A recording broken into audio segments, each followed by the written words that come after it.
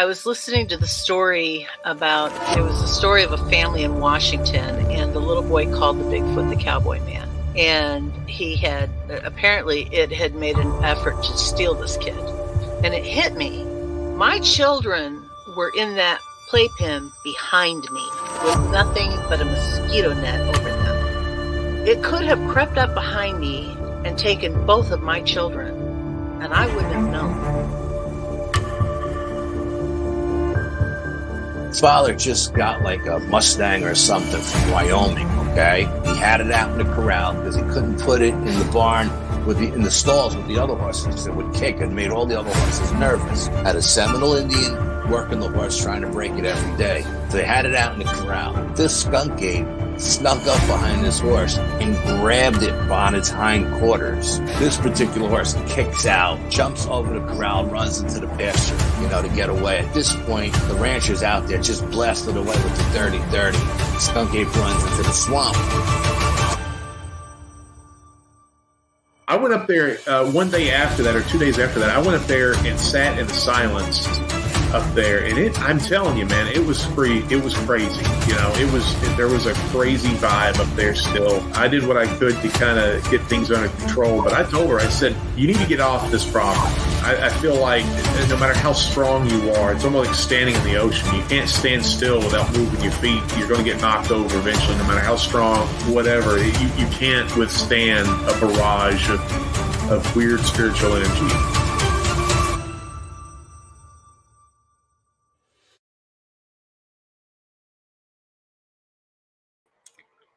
What is up, everybody? As you can see, I am alone, and it is so sad. I have nobody here with me to begin the show and tell my awful dad jokes to, but Wayne had something come up, so you get me. But we have a great guest on today. I actually reached out to her about a month ago. I had seen one of her TikTok videos, and I was like, she's got to come on here. She's got to come on here. So let's get through this before we bring her out. If you have not subscribed to us, we are reaching really good numbers, and we're just trying to continue to build those up. So if you have not subscribed to us yet, please do that. If you would like to be on the show with us, you can reach out to Wayne at paranormalworldproductions.com or myself, Tiffany, at paranormalworldproductions.com. And while we're on that, if you would head over to paranormalworldproductions.com, it's really hard to say. It comes out wold. But if you go to paranormalworldproductions.com, check out all the other shows. There's a ton. There's Sasquatch Odyssey, this show, Paranormal Odyssey. You have The Basement Hangout, Kentucky X-Files, and that Bigfoot podcast. So I will get to something major exciting here in just a few minutes. But head over there, check them out, pick up some merch. And if you guys have any questions for today's guest, which I'm pretty sure that you will, she's so amazing. I ask that you just put them in all capital letters, especially since it's just me, myself, and I. It would make it so much easier to see them. Head over to Manimal Research on Facebook.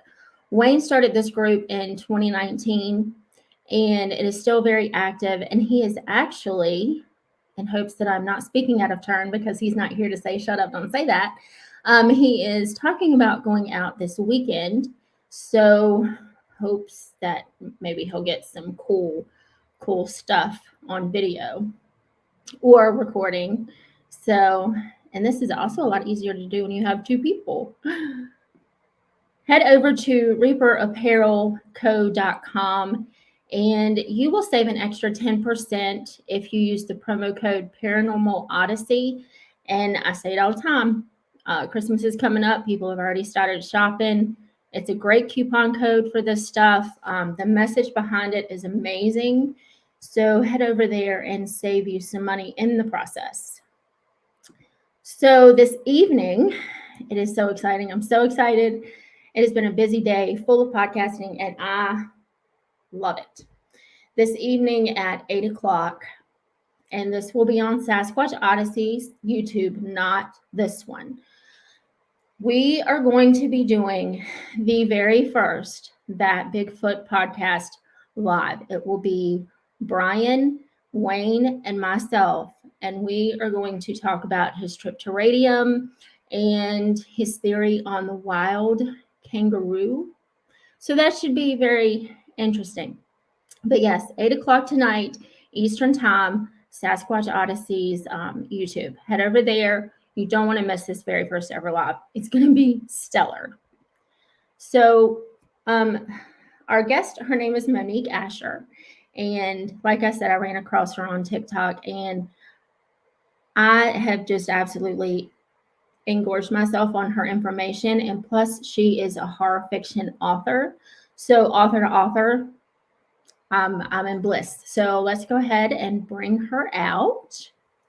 Hi. Hello, Monique. I'm so glad that you came. Thank you. Oh, I'm so happy to be here. Thanks for inviting me on the podcast. I'm excited to join and miss you, Wayne, but thanks. Yes.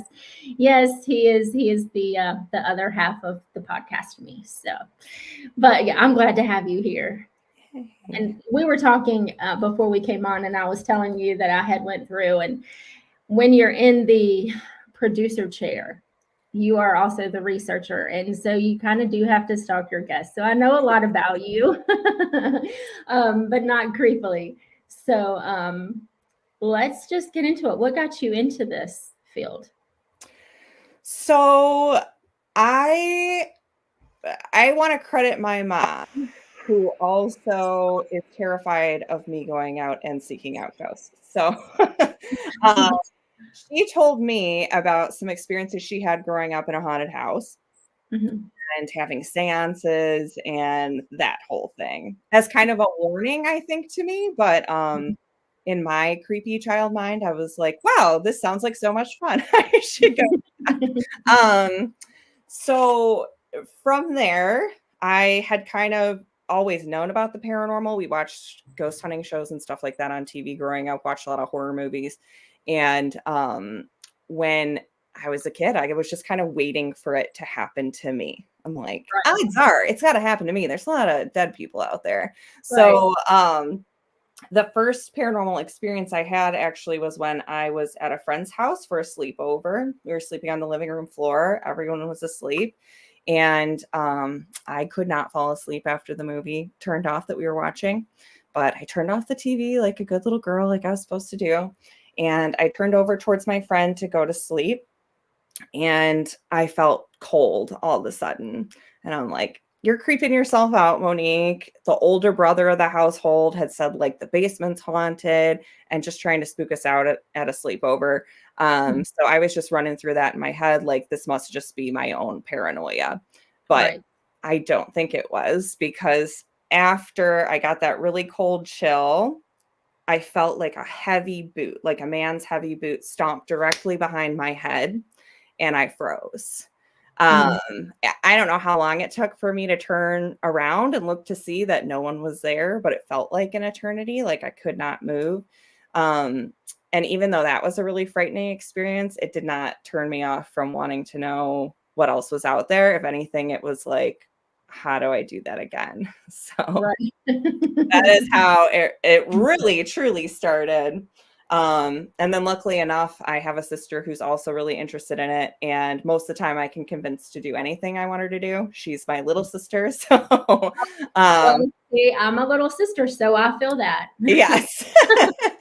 So she's kind of just been like, okay, we're doing this. I'm interested in it too. Let me come along. And we actually found out we work together really well as a team. When I've tried to go out and see stuff just on my own, I don't think we get as much response as going out together. So yeah, that's how it all started for me. Well, that is awesome. Yeah, see, I don't know, since I got into what I'm doing now, because before, but like you know, my older sister was like just infatuated with horror movies, and I was the absolute opposite. I did not like to sleep in the dark. Every little thing scared me. I'm still the biggest chicken, but I'm improving. So, but yeah, since I've gotten into this field, and it's like, now I'm curious. I'm not as much afraid as I am curious about it. But generally, things that go bump in the night were not my cup of tea. No, I joke with people that I'm not actually relaxing unless I'm scared or watching a scary movie. That's my leisure. Yeah. Right. Well, hey, to each his own, but yeah. So, you were talking about your sister, and I had went and found your story of your Ouija board experience. Yes. So I frequently warn people against Ouija boards, and just because of my personal experience. So again, my mom, who very much so probably had the best intentions of warding me off of the spooky stuff, was like, don't do seances, don't go looking for ghosts, and don't do Ouija boards. So my friends told me their apartment was haunted, and so I automatically went to, we should probably do a Ouija board. That experience stuck with me for a really long time, and it made me scared of the paranormal for a short period in my life. So I think I was around 19 or 20 at the time, spending a lot of time at my friend's apartment. There were 3 of them that were roommates, and they reported that things were happening when I wasn't around. So I had never really experienced any of the paranormal activity. I wasn't sure if I actually believed it. Right. Where the flat is in a town that's kind of known for having paranormal activity. It was in Grosse Pointe Park. And that whole area was marshland and land where a lot of battles took place over the years. So it wasn't like the first haunted house story I'd heard in the area, and we were curious and underage drinking. So we play a part in it somewhere. Always, yeah, like 2 bored teenagers having access to alcohol, living on their own is not the best situation. So we had probably like 1 cocktail together, the 2 of us, and we were watching a movie, and she was like, I have a Ouija board. We could try to contact these spirits. And I was like, oh, heck yes, I'm into this.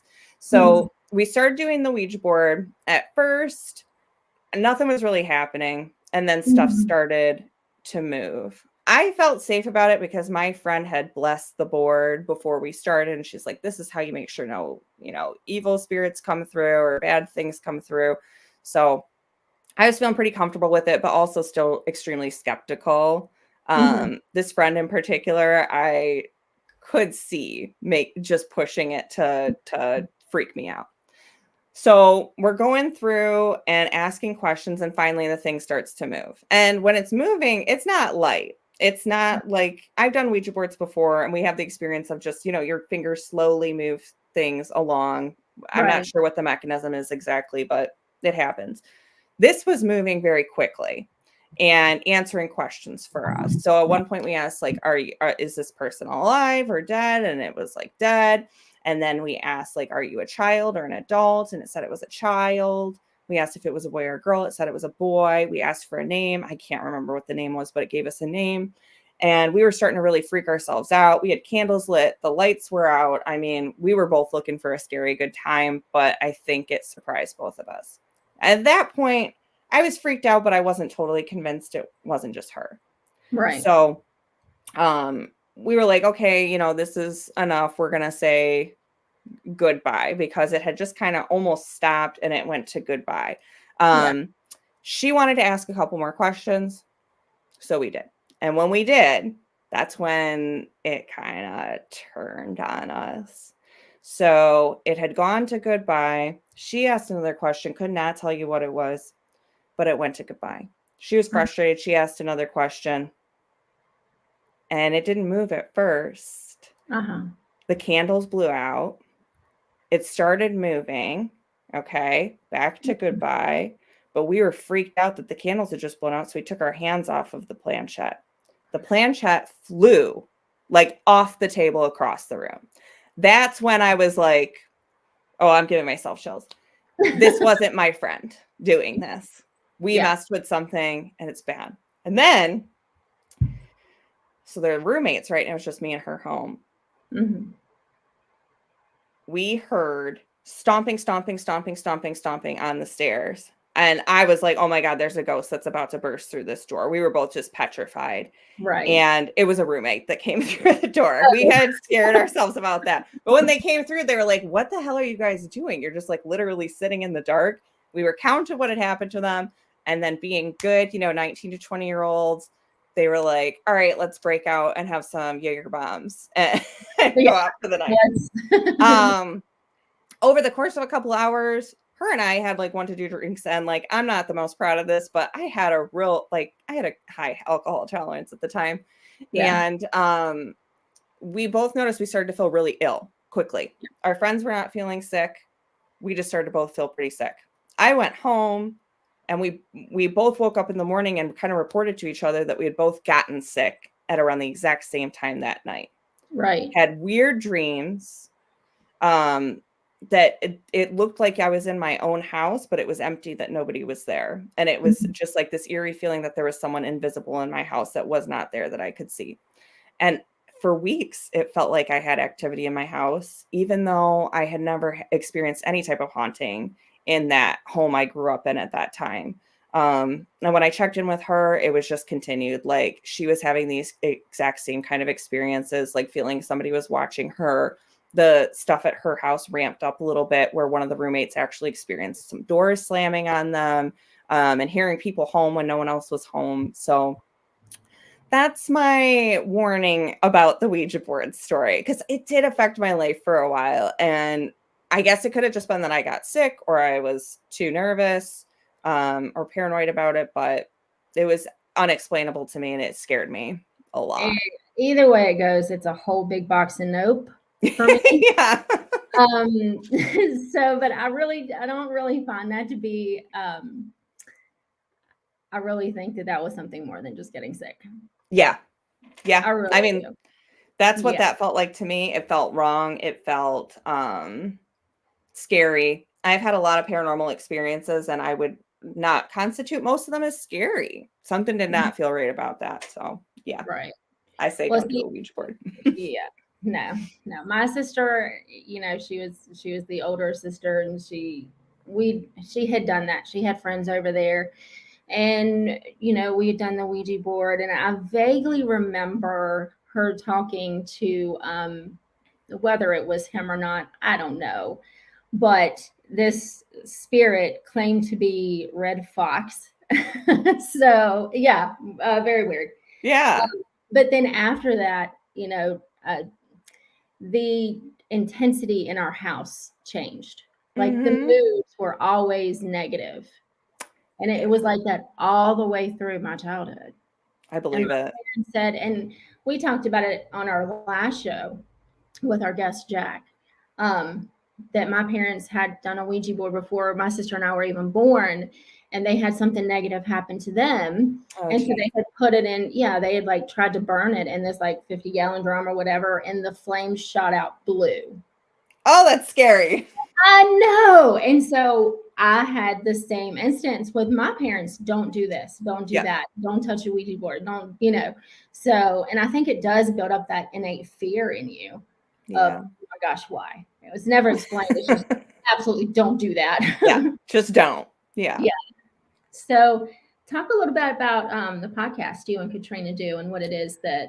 Oh, so me and Katrina have been talking about doing a podcast for like several years. We just didn't have like the hook of exactly what we wanted it to be. We knew we wanted it to be something paranormally related. We travel a lot. And so it made sense to us to be like, Stay the Night podcast. Let's talk about places that you can actually go and stay overnight to have a full-on experience. So that's really how it got started, was both our love of travel and our love of the paranormal.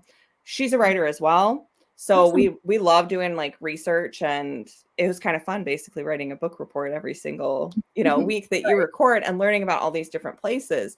And the whole goal was, when we started the podcast, that we would visit at least one place every year that we do the podcast, every season. And hopefully, fingers crossed, come back with some evidence to share on the podcast with everyone. Right. Yeah. So we started that way, and we did our first overnight at Prospect Place in Trinway, Ohio, and it did not disappoint. It was a good experience. Yeah. That's awesome. Yeah. So Wayne has chimed in here and said, Monique, your episode on Mammoth Cave National Park has convinced me that I definitely want to go. Being a Bigfoot guy, because he totally is, have you ever heard of any cryptid encounters from Mammoth Cave? Okay, so I have not specifically found any in my research because I really did just go after the paranormal side to it. But I will tell you something is that my mother is from Kentucky. And she grew up not very far from where the Mammoth Caves are. And my parents both back in the 70s and 80s went to visit it a ton of times. Out there, growing up with her family and my grandma that grew up in Kentucky as well, and kind of like a really small town, lots of woods, they would talk about things. Just that you don't go out in the woods because you don't actually know what's out there. That same kind of echoing of like Appalachia being just crazy. Yeah. So that kind of thing. I don't have any like personal accounts though, or like specific stories. I know too much about cryptids out there. I know. Now I'm curious about it. Yeah. Well, maybe that's somewhere you and Katrina can go and stay the night. Oh, I hope so. I did go stay the night with my family at the Mammoth Caves. They've got great little cottages you can rent out there right in the national park. But unfortunately, I didn't hear any cryptids or encounter any. Yeah. Well, that's a or maybe fortunately. Maybe, yeah, depending, because there's more than just Bigfoot in the woods. Yes. You never know what you're going to encounter. From the horror movies, he doesn't look too kind, but I'm not sure. I'll give him a chance. Yeah, the horror movie has they've kind of swayed me against. I don't know. Again, I've opened up my horizons so much since being in this world now. So I do, and then that little girl's like, "No, you don't. What the hell are you thinking?"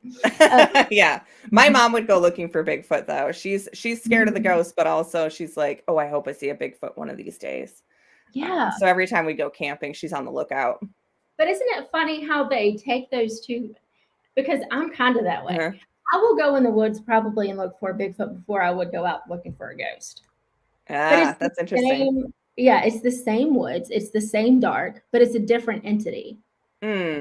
So I don't know. It's crazy. Prospect Place. You guys Prospect Place. Yes. Prospect Place changed my. I'd always known that there were things that I couldn't explain, but I feel like Prospect Place changed my opinion of kind of what that is. And that there's like this whole other, I don't know if it's a dimension or a plane of existence where people go after they pass away, because the place is, it's just like beautiful. It's in the middle of beautiful farmland. It's a big open field, got a lot of property. But when you walk in there, the energy just completely shifts. You don't feel like you're in a house alone. Right. You know, it's full of family. And it's something, unless you've experienced it, I don't think you can adequately describe it other than just like, it's like an electric energy. It's like warmness, as if you just walked into a dinner party. That's what Prospect Place feels like. And the experiences we had there were just totally life-changing. So yeah, I'm interested. I was watching it on TikTok. So what happened in the cellar? Okay, so in the cellar of Prospect Place, when the building and the property was bought, the building was built. The cellar was designed to be able to hide formerly enslaved people or people who were trying to get out of enslavement. The man who owned the home, that was part of the purpose. Yes, it was a family home, but also he wanted to serve a greater purpose and to help people. So we don't know a ton of history about the people that have gone through it, just because back then, if you were going to be written down in history, most of the time you were a man who owned a lot of land, or if you were a woman, you were somebody who was famous or married to somebody famous. And outside of that, there just wasn't a lot of record keeping. So we went down into the cellar The cellar itself, I don't think feels so creepy. I expected it to, based on what our tour guide had told us. It's dark. There's a little bit of light from some windows. There's several fireplaces that are designed to be 2-story fireplaces to make sure that they were okay during the winter, and had places to cook and things like that. So we were told that in addition to the possible deaths or tragedies that had happened down there to formerly enslaved people, there was a little girl who died on the property. And when she passed away, the soil was frozen and her body was put down in the cellar in the coldest part of it to stay until the soil thawed out in the spring. So we went and checked out that area. We turned off all the lights. We tried to communicate with that child ghost, but we didn't get anything in particular. We went to one of the rooms, and both her and I thought, okay, this is a good opportunity. We've got a lot of time. It was still the beginning of the night. We're going to take out the EVP recorder and just record and try to talk to this spirit. Let them know, like, that we're safe people, that we're not looking for a scare or anything like that. We just really want to communicate with them and try to see if they have anything to tell us. And while we were doing it, it felt like we were getting nothing. Yeah. After we'd been recording for about 20 minutes, 25 minutes, like, is anything even really happening? We're asking all these questions. And then we kind of heard off in the doorway, just a little something. We both looked and we were like, whoa, that other room got a lot darker. So dark that it looks like maybe there was a figure standing and blocking the light from that little window over there before the sunset. And okay, that's weird. It went away. Like, okay, maybe it's time for us to go. The energy shifted a little bit. We took the recorder and we went on with our night. When we were listening back to the EVP recordings later, we realized that something tried to answer so many of our questions. So right off the bat, we started off asking, does anybody want to talk? And we heard, talk with me. Oh, wow. We asked for a name and we got what I think sounds like Edmund. There were a couple other questions that we asked that we got some things we can't be 100% sure are like what they're saying, but it does sound similar to that same voice we were getting come through. And then towards the end of our EVP session, where we started to notice that kind of figure over in that hall kind of area, a different voice came through, 2 different voices. So a female saying, he shot me, very clear and very loud. We've played it for so many people and they're just like, I have no idea like what else that could be, because it's so clear and it's so loud. It just like sends chills. And then I can't make out what the other voice says, but it sounds very loud and almost angry. The closest thing I could get to hearing was like death and cockroach and like kind of like derogatory terms. So I don't know what was going on in that with that area, but man, that was it. I mean, it made me cry listening to it because like I was like, man, they were right there and they were talking to us and we had no idea. We had no idea. There was no sound going on right there. It wasn't until after that it was like, holy crap. Yeah. And it just makes then you're just like pining away to go back. Yeah. Oh my gosh. I can't wait to go back and visit them. I mean, we stayed till the very last minute to get out of the house because I just wanted to stay and talk more. And yeah, it was crazy. So have you or your sister, or maybe both of you, you hear about it often. Have you guys ever been touched or poked or scratched or anything like that? Yes. So I would say the first time for me where I felt a physical touch was at Prospect Place. When we were there in the little girl's room, Katrina had the back of her hair pulled hard. She was like, maybe my hair got caught on my own sweater, but there was nothing around to pull it. I think it was legit, but she's more of a skeptic than me, or she really likes, I don't want to speak too much for Katrina, but Katrina tends to be a lot like my mom, where it's like, if something happened and we can try to explain it, I feel better. So I'm going to go with that. But I was touched very clearly the morning that we were supposed to leave. We'd been investigating in the attic the night before, got a lot of activity with like movement and dancing, which was reported by the guide too. She encouraged us to play music up in that attic ballroom. And we'd gotten a lot of like the little cat ball motion things going off. Right. But when we left there, I was like, Katrina, I don't think we should go back up. Something's just telling me we should not, like, they gave us all that they're going to give us in the attic and they want to be left alone. But my husband called and in the morning and I was like, let me give you a walk through. And I went back up in the attic and I felt like I shouldn't do that. And when I was up in the attic, it felt like somebody came by with like a safety pin and poked my arm. And I was like, okay, we're going to go back downstairs now because I think I pushed my luck here. And then right before we left in that front hall, I mean, it felt just like one of my own children. There was no coldness to it. It was not staticky. It was like a full hand, a little child's hand pressing the back of my calf. Like a little kid would come up to you and be like, Mom. Yeah. Oh, and that made me want to stay. I was like, oh, how do I leave you? That was so cool. It did not scare me. I'm surprised it did not scare me. Really nothing about the house scared me. It all felt very welcoming, friendly. If anything, just like kind of annoyed probably that they've got random people in their house all the time. Yeah. Well, I wanted to touch on one more thing paranormal wise, and then being an author myself, I want to get into this new book that you have coming out. Okay, so I really wanted to hear, like, because I did catch a little bit of it, but I really wanted to hear what happened with your mirror at your house. That where you heard that loud scream. Oh, okay. So when I was about 17, we moved from my childhood home to a new house. And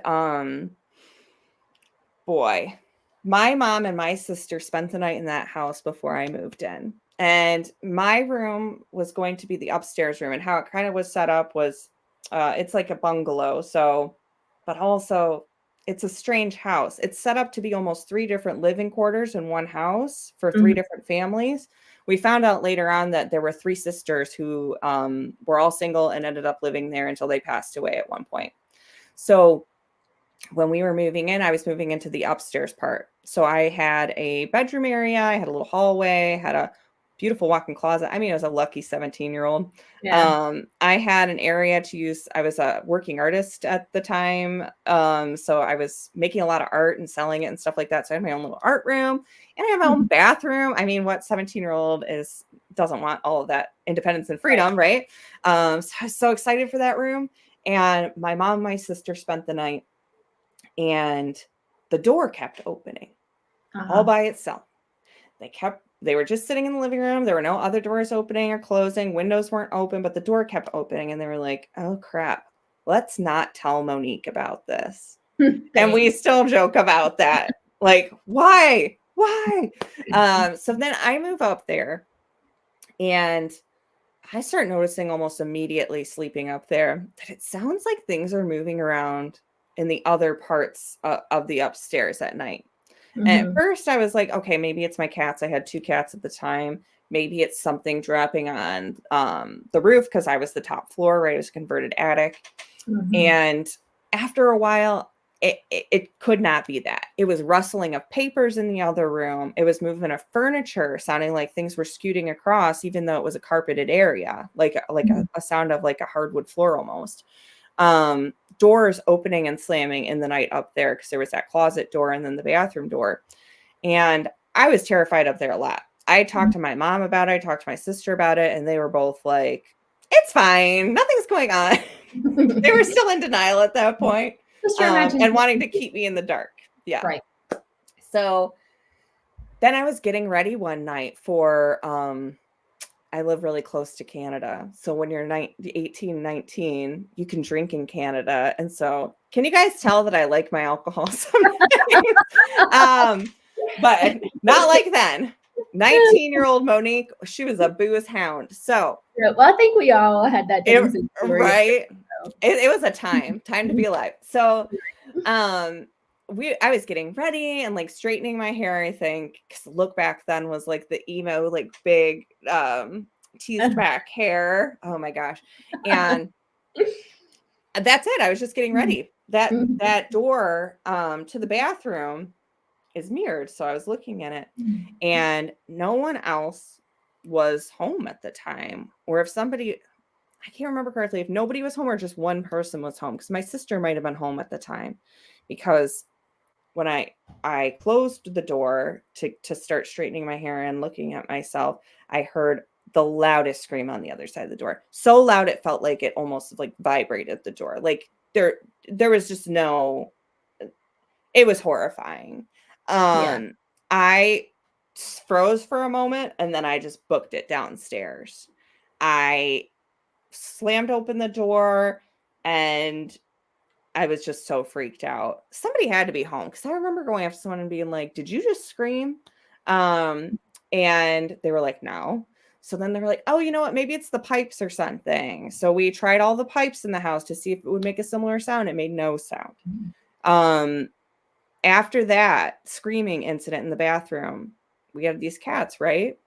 They would not step foot in the bathroom. If you picked the cat up and put it, it would jump backwards, feet to be away from the bathroom, hiss at the bathroom. I mean, it was scary. So did you ever use that bathroom again yourself? Oh, yeah.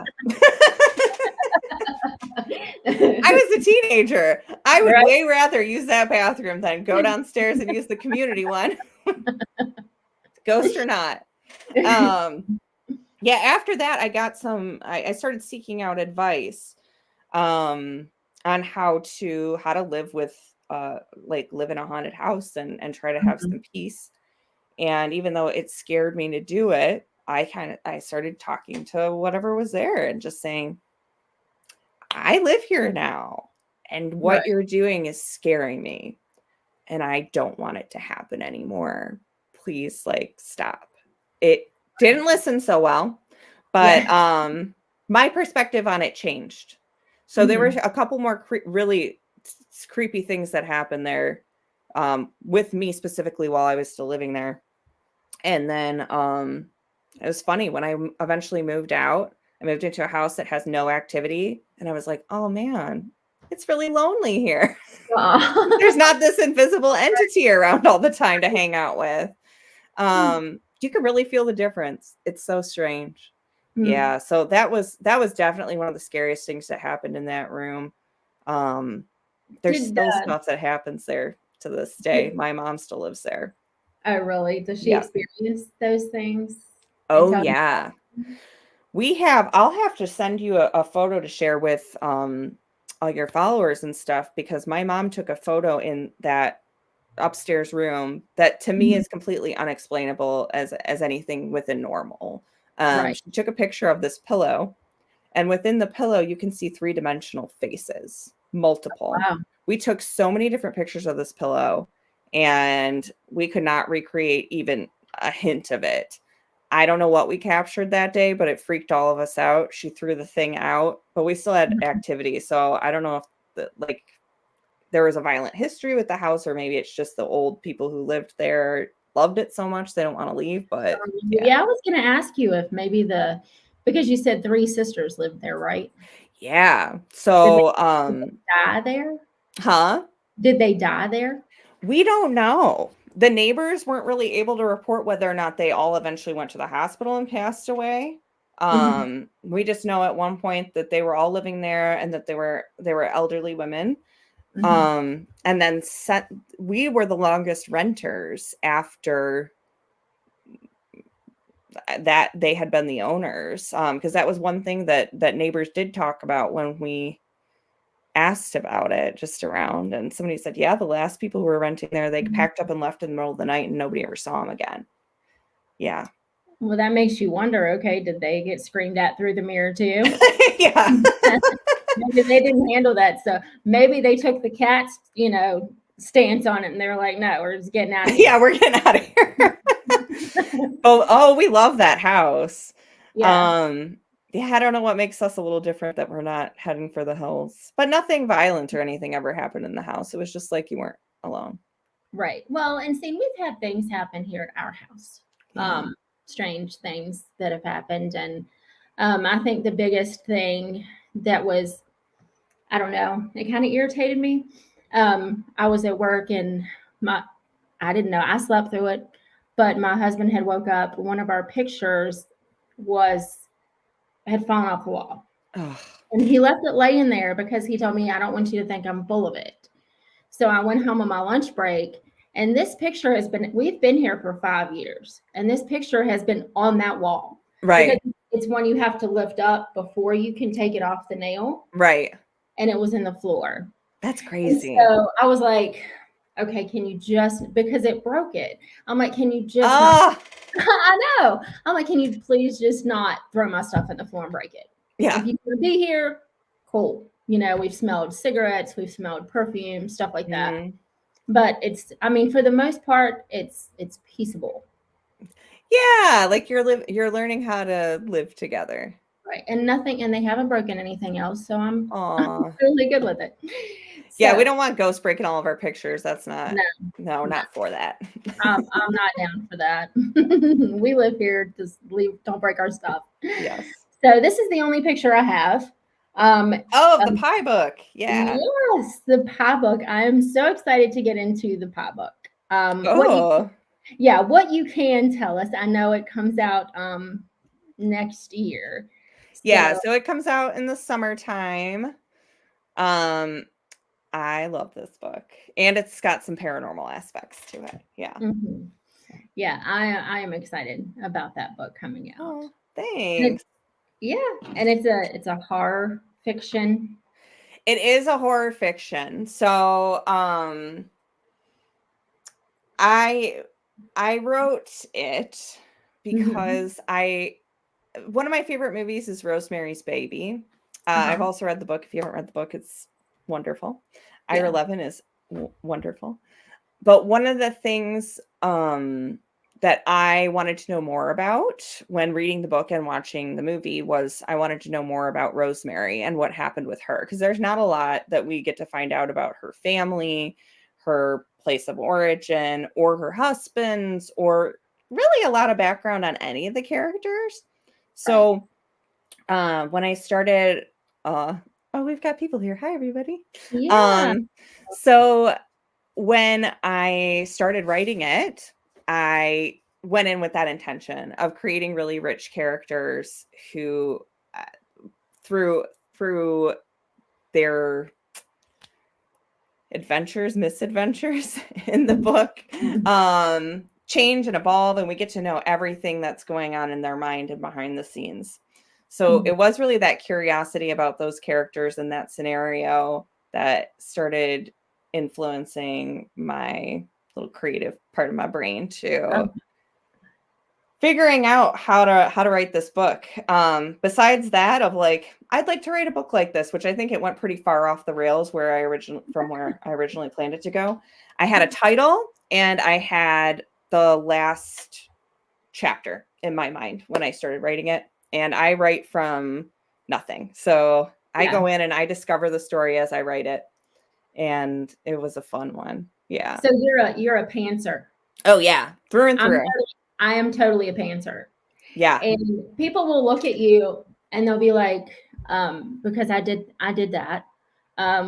With the sequel that's coming out November 4th to my first book, I had, once the editor sent it back and with the first round of edits, I was like, we were looking at the end and we were talking about making a third one. I was like, no, it's going to be too redundant. But I had to rewrite the whole ending. But I think if you start at the ending, you can build a better book. But people are like, that doesn't make any sense at all. I mean, it makes total sense to me. Hey, it worked for the pie book, and my first book I ever wrote, I kind of started. I started my first chapter, but I would say within the first couple writing sessions, I knew what the ending would be. Yeah. I'm going to answer a spiritual Odyssey. Yeah. First of all, thank you for coming in here. This is your first visit. Please do come back. Our original host, he'll be back next time. But what is that? I can only assume that you are asking me what a pantser is. A pantser in the writing world is literally just that. We write by the seat of our pants. If I had to sit down and write an outline, I would not be able to write a book. No. I would overthink it way too much. And I sit down and I'm like you. I will get a title and then I start formulating everything, in my mind from that. And then if I can delve in my brain deep enough to get the ending, then write that and move backwards. But yeah. So it's funny though, because the next book, so my second book will be out in 2025. It's a completely different standalone book. Mm-hmm. It was written in a completely different way. I started with my first chapter only, and a bunch of different ideas, and I mushed them together. I had no idea how it was going to end. Hopefully by the time the book comes out, it will look like I knew what I was doing the whole time. See, and that's why it's so good to have a good editor. Oh, yes. It makes us look like we're just geniuses. Right? And I love Don't Eat the Pie. I loved it as I originally wrote it, but the work that I've done with my editor has made it such a strong book. Alexandria Brown is my editor that I work most closely with. And then Tina, they're at Rising Action, and they're both just amazing. So I am really excited about the book. The thing that I love most about it, what your listeners might like about it, is all of the supernatural elements to it. And I definitely use a lot of my own paranormal experiences to put into the book, for sure. Oh, and that makes it even better. Yeah. Because you're dealing from actual experience instead of just fictional experience in your head. Right. Definitely not all of them, because if all that happened to me, I don't know if I'd still be here, but a lot of them for sure. Tips for newbie writers wanting to get published. Just keep writing and be prepared for a lot of rejection, but don't take it personally. And it doesn't mean that you're awful at your craft. It just means that they're awful at recognizing the brilliance of your craft.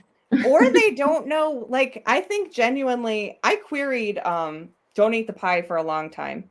And I was getting to the point where, I had lots of fulls out. I was getting feedback from people. I had some R&Rs, which are revise and resubmits from agents. And Rising Action, they got what I wanted to do with it.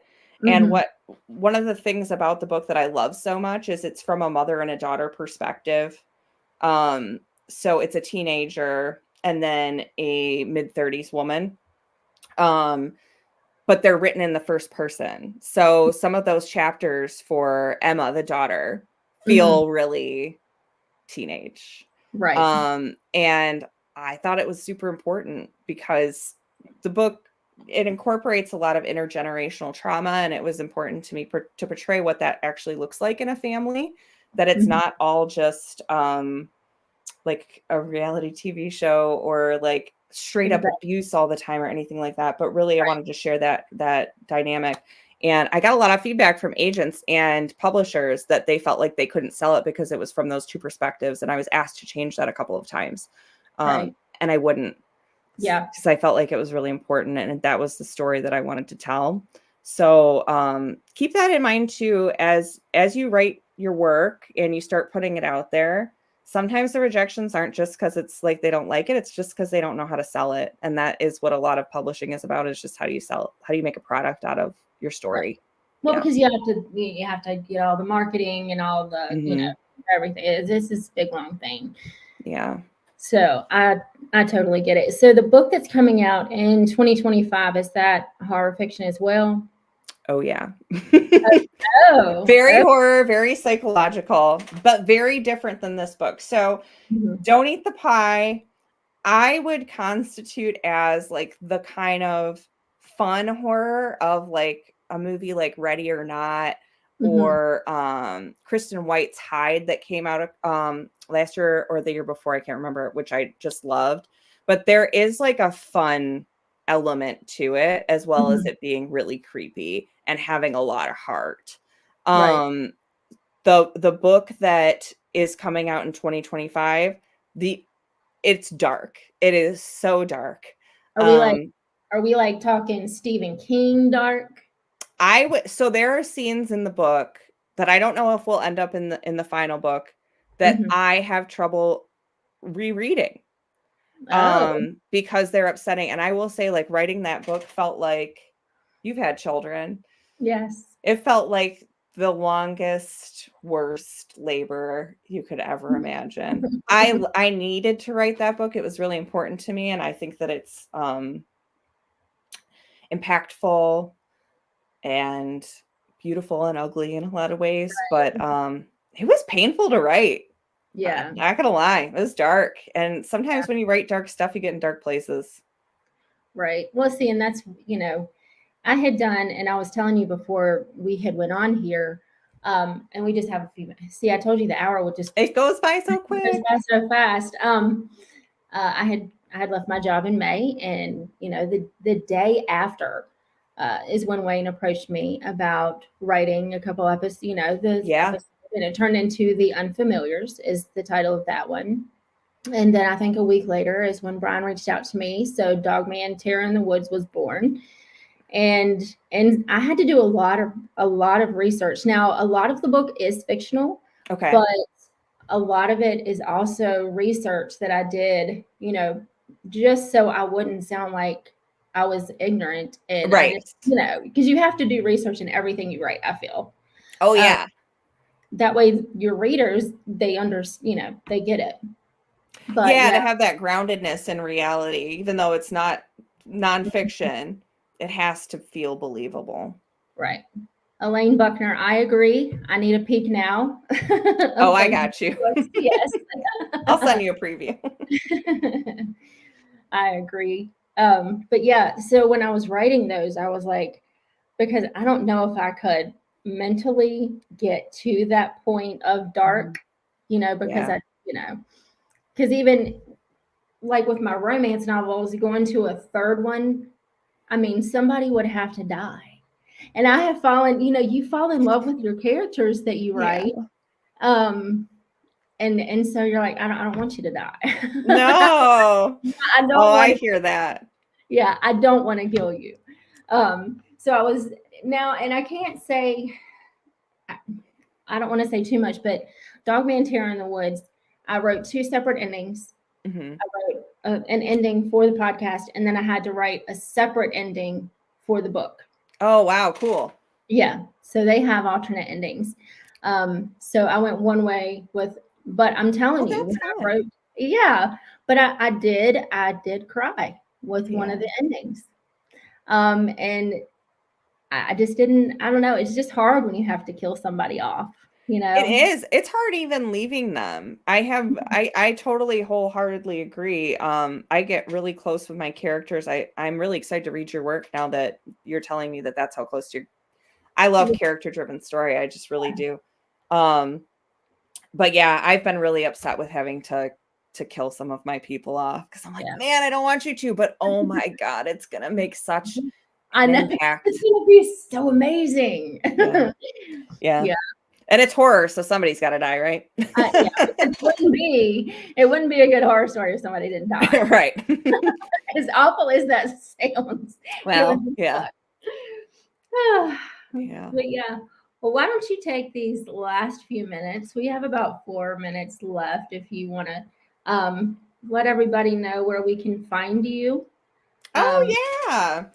I'm mostly everywhere. I would say the most frequent updates and like peeks inside of my life you're going to get are on Instagram for sure. I love doing Instagram stories and just talking to people about what's going on and doing updates and posting pictures of travels and stuff like that for sure. I do like doing TikTok videos every once in a while, and I'm trying to get more consistent with those. Yeah, I love making TikTok videos. Like nobody ever watches them, but I know what you mean. And then I'm on Twitter, and so all of my social medias are at Mo Asher Writes. Mo Asher Writes. All my friends call me Mo. You guys can call me Mo too. Okay. Yeah. So we're all over there, and yeah, art copies and all of that stuff for Don't Eat the Pie will start coming out soon. And I know that some people will be able to request it on NetGalley if you're interested in being an early reader. So yeah. That's awesome. And where can we find you on your podcast? For our podcast, we are wherever podcasts are listenable to. And we're at Stay the Night Podcast. We also post frequently on Instagram, and we have a Facebook page. We tend to, if we're going to go somewhere and investigate, try to do a live on our Instagram. So if you're ever interested in seeing a live like spirit box session or investigation, and we do plan to do more coming up soon, that's all on Instagram. Awesome. And see, you brought up that spirit box, and I meant to ask you a question. So we're going to slide that in here. Yeah. Have you ever done the Estes method? Yes. And so my sister and I tend to have the most success with me having the headphones on and her asking the questions. I don't know why that is, but they like talking to her more, and they like using me as some kind of, vessel. So we have done the Estes method. We did the Estes method at Prospect Place, and it was bananas. I think we have part of a video with the Estes method on our TikTok channel page, where we were talking to the man in the barn. So there is this lore of the Prospect Place that there was an outlaw who was going to tell on the family for being a part of the Underground Railroad, that they took him into the barn. They held a mock trial with a bunch of other people who basically just agreed with the family, and they hung him. A lot of people say that spirit is very hostile. He's one that's more known to scratch, push. Some people have even said that like they've been choked.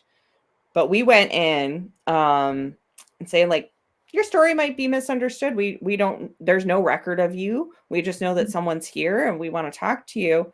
And we got a lot of talking back for sure.